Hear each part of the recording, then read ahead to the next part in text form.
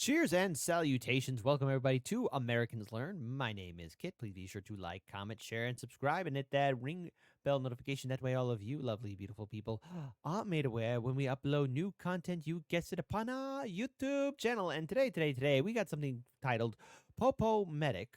SAS operators smoke these Nairobi insurgents. Well, let's go find out. Please, everyone, support the original content creator. It's the right thing to do. It's the one thing to do, and I expect all you beautiful people to do it.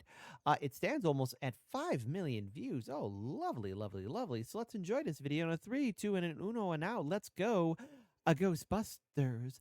Let's go. Let's go. Let's go. Oops. A British SAS operator on a mission to train local Kenyan defense forces quickly found himself in the middle of a 2-day siege at the luxury Duset D2 complex in Nairobi. The 5 gunmen unleashed fury as hundreds of innocent civilians ran for their lives. But not before the solo operator grabbed his weapon and his kit and stormed in, self-initiating an off-duty rescue mission. And after a 19-hour game of cat and mouse, the lone operator saved hundreds of lives and took the lives of the enemy. All right, that's pretty badass. Oh, I love this already.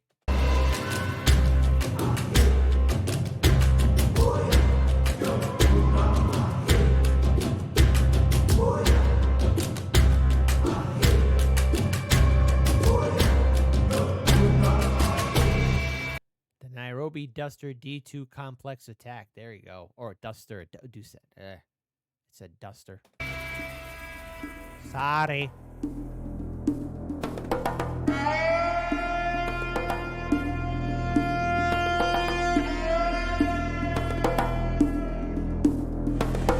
In 2019 alone, there were over 6 terrorist attacks in Kenya, and over the last several decades, terrorism in Kenya has run rampant throughout, from the 1975 Nairobi bombing to the 2013 Westgate Mall incident.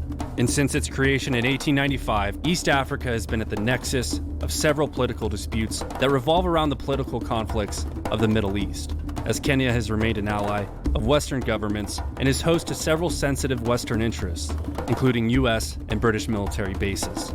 And with poverty, weak borders, corrupt or incompetent police, and the rapid rise of extremist groups, Kenya and other African nations have quickly become hotbeds and easy targets for global terrorists. And the Kenyan army has yet to contain the influx of terrorism moving in from Somalia. And all right, well, good luck in...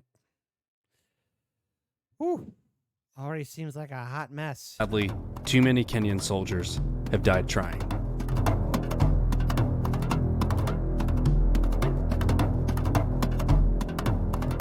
At the forefront of Kenya's counterterrorism efforts are the Kenyan Defense Forces' well-armed and well-trained Special Operations Forces. The Kenyan Special Operations Regiment, the 30th Special Forces Battalion, and the 40th Ranger Strike Force, who have all received their training from both U.S. and British Military Special Operations Command, such as the U.S. Army's highly capable Green Berets and the United Kingdom's ultra-secretive Special Air Service. And full-on salute to those guys. You guys are some crazy mofos, but in a good way, all right? You SAS boys, and, just, hey, I'm cool with y'all if y'all are cool with me. I hope we're cool. That's all. I just hope we're cool, man. Just keep it cool. Let's keep it cool. Listen, I've heard my fair share of stories, just how, hey,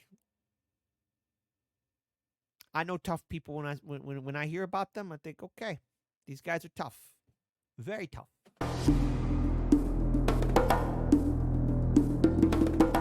And in January of 2019, an SAS team was sent out to do just that.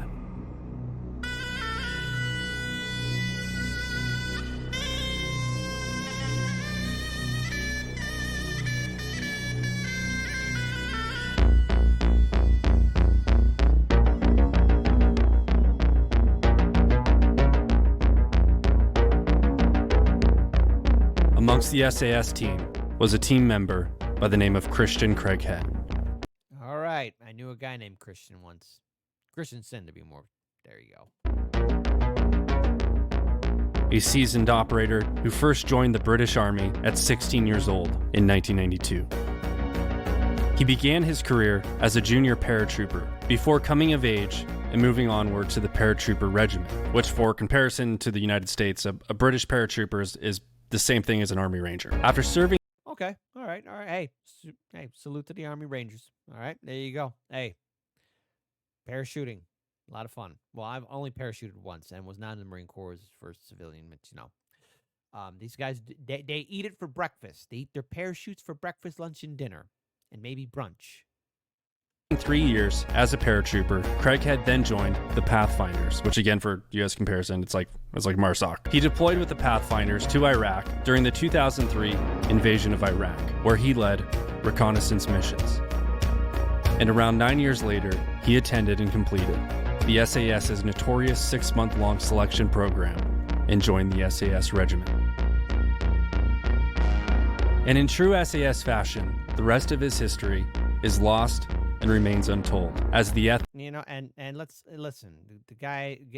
Listen. From what I'm hearing already, the guy seems like all-star superstar.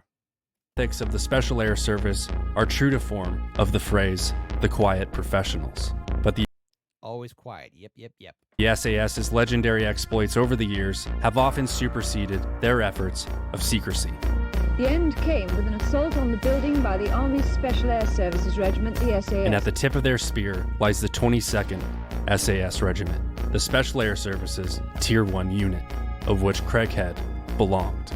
And when his seemingly peaceful training mission in Kenya took an unpredictable turn, Craighead delivered the gunman an unpredictable turn. He said, "Hey, this is my training operation. Now today's the day you get to train to stay alive. Newsflash, you won't survive that training." All right. I had to make a joke on the fly. It wasn't my greatest. SAS, please don't come after me. I try my best. People of Britain, have mercy on me. Or Britannia, your true Roman name. Never forget who you are. Of his own.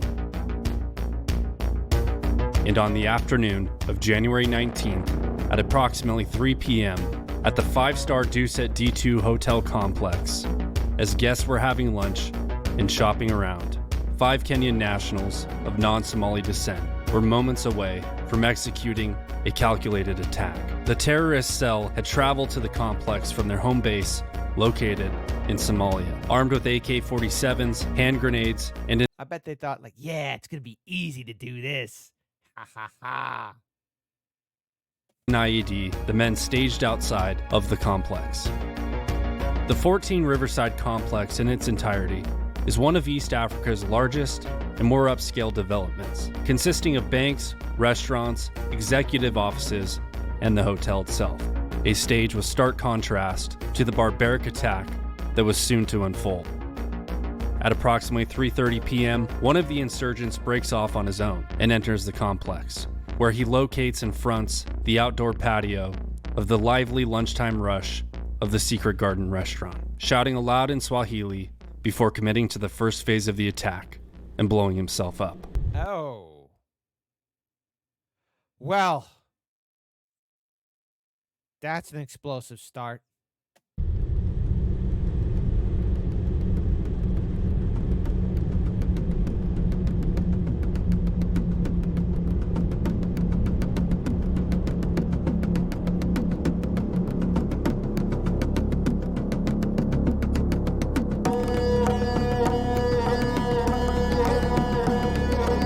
Once the explosion was heard, the 4 men began their assault, where they engaged 2 Kenyan police officers guarding the gate.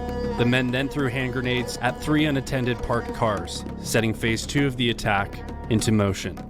2 explosions to create panic and confusion. The 4 men then entered the complex and split up into 2 groups as they made their way to the first office block and began shooting and throwing grenades inside. And at this point, everyone is trying to escape and call for help by any means necessary.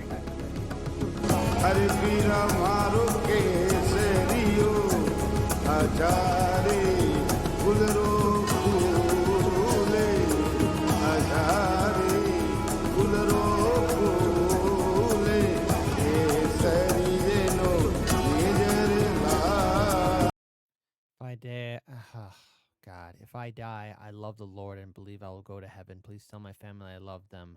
I love you, Caleb, Mark, and Carol. Ah. Members of private security forces and armed individuals, along with some off-duty police officers, were some of the first to respond. At which time, an unknown person present at the complex picked up his phone and called his friend, Christian Craighead. He answered the phone and could hear the sound of gunfire coming from the background. The man requested for Craighead's assistance at the complex. He grabbed And Christian was like, okay. Time to mess up somebody who screwed up my brunch. his gear and jumped in his truck. I'm assuming he had brunch. Listen, Christian, don't come after me, please. I'm going to assume you were eating brunch. Well, listen, if I don't make it out of this video alive, or if you don't hear from me, just let's hope it was quick. Dodging in and out of traffic and arriving on scene only moments later. He had little to no intel on what was specifically taking place, but the sound of automatic gunfire was evident. Wearing a balaclava, body armor, and freaking Armani jeans. Oh, yeah. Wow. Oh, yeah. There you go. Cat fancy. Dude's 007. And he's also got a black rifle coffee black beard patch. Craighead armed himself with a Glock 17, a combat knife, and a suppressed Mako C8 carbine rifle. And without orders, relying only on his elite training and battle-proven instincts, the SAS operator went rogue and mobilized himself. And just like that, Obi-Wan Nairobi was born.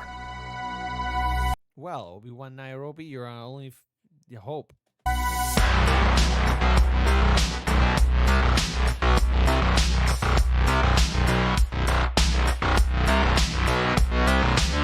Craighead could be seen escorting dozens of civilians out of the complex, and even carrying out the wounded. And with each pull, he turned around and went right back in and did it again. The locals were in awe of a masked foreigner who appeared to be single-handedly taking control of the situation wherever he could.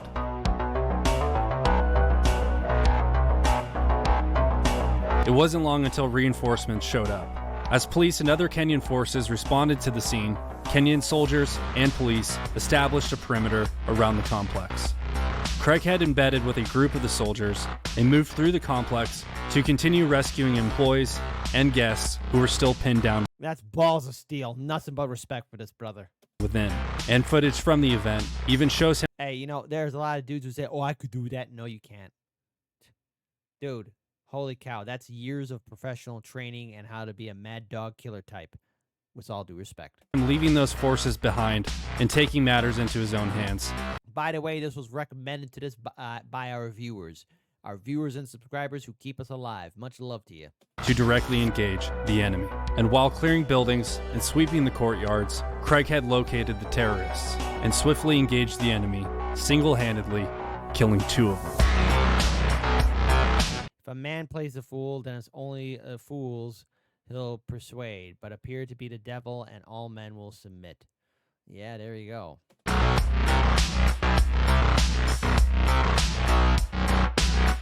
Captain Blackbeard. Gunfire altogether had ceased, and authorities and Craighead alike began to clear the rest of the complex, as the actual number of attackers was unknown at this time. He assisted with coordinating logistics with local Kenyan authorities, went room to room searching for remaining attackers, and provided remaining civilians with a safe escort to the outside perimeter of the complex. While it had been thought that the threat had been neutralized, after a few hours, gunfire and explosions were again heard in the early hours on January 16th. Holy cow. What the balls on this dude, man.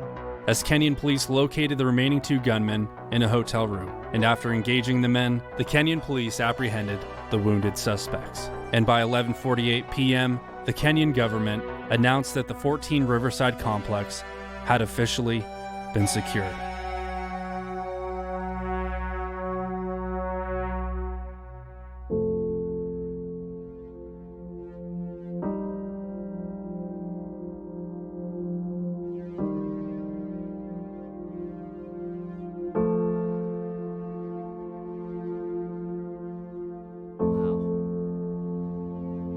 And just like that, Batman disappeared. But Batman with a gun an absolute Batman.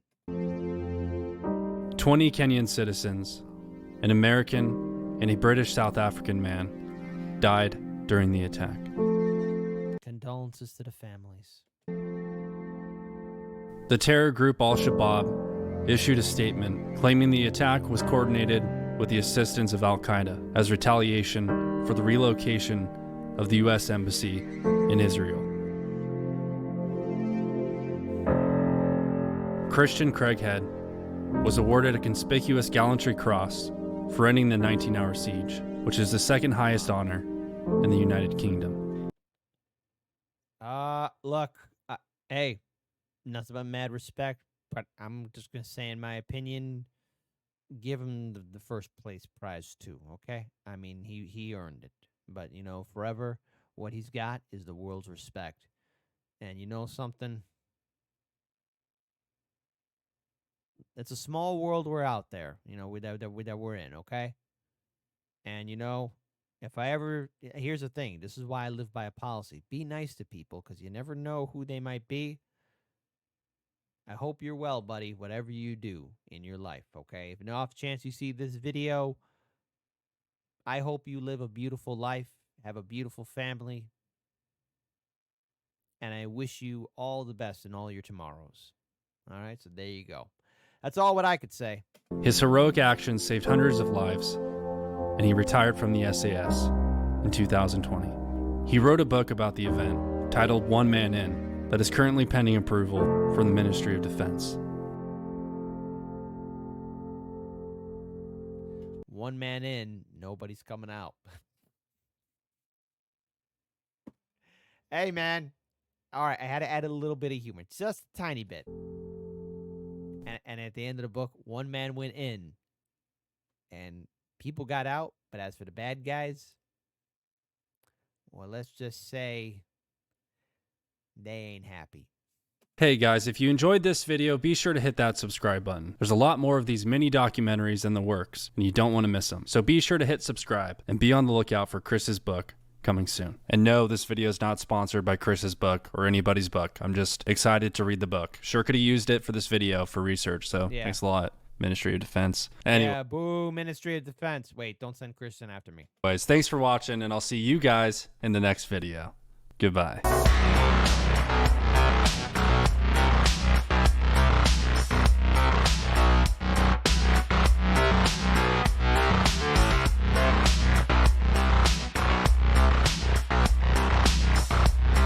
All right, what can I take away from this? First of all, to the audience, you know what? I might be checking out more of this on Americans Learn. Number two, I will be checking out more videos on this on Americans Learn. And number three, shout out to Christian Craighead. Wherever you are in life, be happy. I hope that book does get approved. And you know what? I think this is a legendary story that has nothing. You have nothing but respect from me. And you know, I bet a lot of those people are very happy that they're alive, and they're alive because of you. You saved a lot of people's lives. You did the mission. You did it correct. You did it clean. You did it sharp. You did it on point. Well done, and God bless you, man, always. I'm feeling a little bit better myself. People have been asking, hey, kid, how you feeling? And you know what? This story gave me a much-needed boost. I've been dealing with a lot of stuff, and you know something, guys? Never give up, okay? Sometimes you got to face your problems. Always.